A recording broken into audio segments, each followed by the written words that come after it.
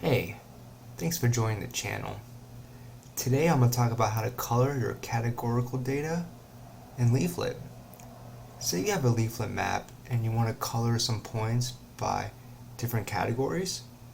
Well, I'm going to show you how to do that with the Leaflet functions with the color factor function and add circle markers and adding in the color.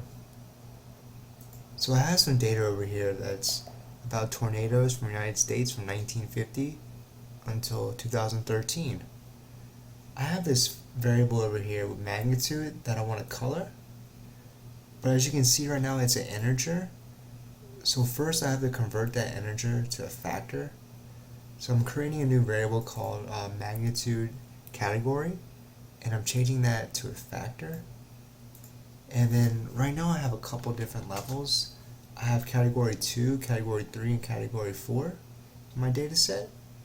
So I'm creating the color with color factor, and I'm creating for category 2 green, category 3 yellow, and the last one, category 4 red.